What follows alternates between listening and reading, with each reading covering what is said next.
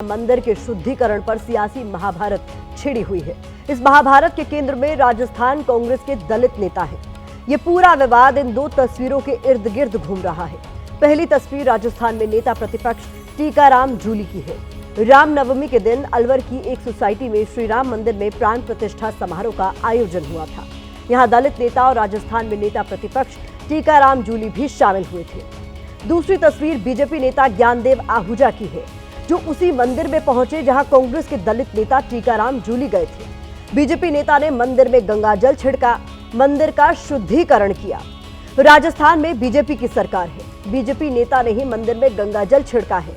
BJP नेता का ही बयान है कि मंदिर में गंगाजल इसलिए छिड़का क्योंकि अपवित्र लोग आए गए थे। ज्ञानदेव आहूजा ने नाम तो नहीं लिया, लेकिन उनका इशारा दलित नेता टीकाराम जूली की तरफ था। पहले बीजेपी नेता ज्ञानदेव आहूजा का बयान सुनिए, फिर इस खबर को विस्तार देंगे। मंदिरों को अपवित्र मत करो। ये भगवान श्री राम का मंदिर है, इनके चरणों में मैंने भी गंगाजल छिड़का है। गंगाजल से पवित्र क्यों? अपवित्र लोग आ गए। नाम लेने की जरूरत नहीं, सब जानते कौन आए। ले करके मैं अपना मुंह गंदा अपवित्र नहीं करना चाहता। मैं आज यहाँ पर हूँ, दर्शन हुए भगवान श्री राम के, पूरे राम परिवार के, माँ दुर्गा के, भगवान शिव परिवार के। बीजेपी नेता ज्ञानदेव आहूजा के नाम में तो ज्ञान आता है, लेकिन विपक्ष अब उनके सामाजिक ज्ञान पर ही सवाल उठा रहा है। विपक्ष कह रहा है कि एक दलित नेता ने मंदिर में दर्शन कर लिए तो उन्होंने कितनी आसानी से उन्हें अपवित्र व्यक्ति कह दिया। ये राजनीतिक छुआछूत नहीं है तो और क्या है।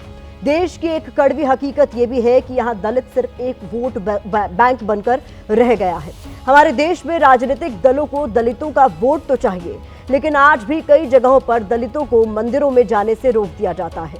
हर पार्टी दलितों को लेकर राजनीति करती है, लेकिन अगर कोई दलित नेता मंदिर चला जाता है तो मंदिर का शुद्धिकरण भी करती है। पार्टियां खुद को दलित हितैषी बताती है, लेकिन सच ये है कि दलितों से कई बार राजनीतिक छुआछूत किया जाता है। राजनीतिक दलों के नेता वोट के लिए दलितों के घर जाकर जमीन पर बैठकर खाना खाते हैं, लेकिन वोट मिलते ही दलितों की परछाई से पीछा छुड़ाने लग जाते हैं। बीजेपी नेता की हरकत से उनकी खुद की पार्टी बैकफुट पर आ गई है, जिसके बाद ज्ञानदेव को पार्टी से निलंबित करते हुए कारण बताओ नोटिस जारी कर दिया गया है। हमारी इसमें कोई सहमति नहीं है। उन्होंने किस प्रसंग में क्यों दे दिया कुछ समझ में नहीं है। मैंने उनसे टेलीफोन करके पूछा तो उन्होंने सफाई दी कि उन्होंने कहा कि मेरा मतलब केवल कांग्रेस से था। मैंने बोल दिया, मैंने कहा गलत बात है, मैं कभी इसमें सहमत नहीं हूँ। हमारी पार्टी कभी भी ऐसी बातों पर विश्वास नहीं करती। कल दिल्ली स्थित बीजेपी कार्यालय में डॉक्टर बी.आर. अम्बेडकर सम्मान अभियान हुआ था। इस कार्यक्रम में बीजेपी अध्यक्ष जेपी नड्डा भी शामिल हुए थे। इस कार्यक्रम में संगठन महासचिव बी.एल. संतोष ने नेताओं को एक नसीहत दी थी। नसीहत ये थी कि पार्टी के नेता डॉक्टर बी.आर. अम्बेडकर संविधान और दलित मुद्दों पर संभल कर बोले। ऐसा कोई बयान न दे जिससे पार्टी को नुकसान हो। लेकिन इस नसीहत को बीजेपी नेताओं ने कितनी गंभीरता से लिया है, ये इस मामले से समझा जा सकता है, क्योंकि अगर कोई असर होता तो दलित नेता के मंदिर जाने के बाद उसका शुद्धिकरण नहीं कराया जाता।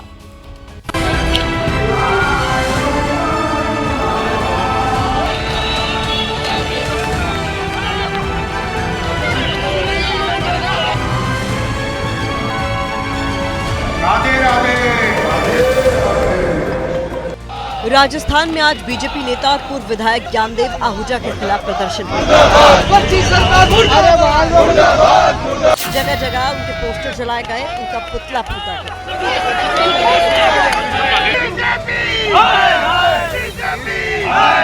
नेता प्रतिपक्ष का यह अपमान नहीं। राजस्थान की गर्मी के बीच बीजेपी नेता ज्ञानदेव का मंदिर का गंगाजल से शुद्धिकरण वाला मुद्दा गरमाया हुआ है। कांग्रेस के हाथ बड़ा मुद्दा लग गया है, इसलिए नेता प्रतिपक्ष टीकाराम जूली ने खुद पूछा कि क्या बीजेपी दलितों से इतनी नफरत करती है कि हमें पूजा पाठ करते भी नहीं देख सकती? क्या भगवान पर केवल बीजेपी नेताओं का अधिकार हो गया है? ये बीजेपी नेता की दलित विरोधी मानसिकता नहीं है तो क्या है? ज्ञानदेव को दलित विरोधी बताते हुए कांग्रेस पूछ रही है कि गिरफ्तारी कब होगी, जिसके बाद अब ज्ञानदेव आहूजा के सुर भी बदल गए। मैंने किसी जाति के लिए नहीं, कि टीकाराम जूली जी के नहीं, किसी के लिए ऐसी मानसिकता नहीं रखी। मैं उनका सम्मान करता हूँ। नेता प्रतिपक्ष टीकाराम जूली दलित है, राजस्थान में बड़ा सियासी चेहरा है। कांग्रेस भी नाम लेकर पूछ रही है कि दलितों के साथ ये कब तक चलता रहेगा। ये भाजपा की असलियत दिखाता है। संविधान का जब हम कहते हैं ये विरोध करते हैं, ये ऐसे विरोध करते हैं। संविधान में क्या ऐसा भेदभाव लिखा है?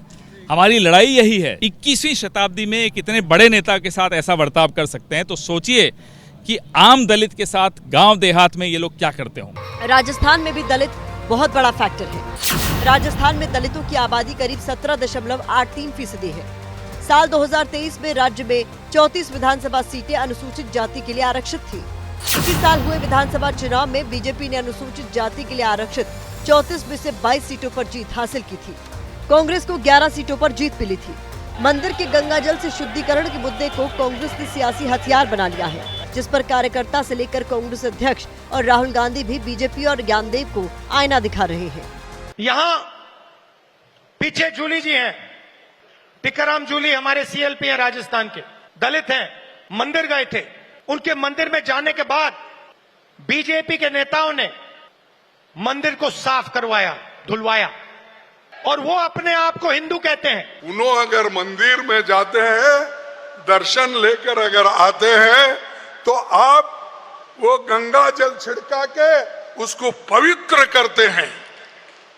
ये शर्म की बात है। दलित सियासत की धुरी भी है और सबके लिए जरूरी भी। कैसे? इसे ऐसे समझिए। बाबा साहब के नाम पर देश भर में कांग्रेस संविधान सुरक्षा सम्मेलन कर रही है, तो बीजेपी भी ऐलान कर चुकी है कि 14 अप्रैल से 25 अप्रैल तक पूरे देश में भीमराव अंबेडकर सम्मान अभियान चला जाएगा। 14 तारीख को अंबेडकर जयंती है।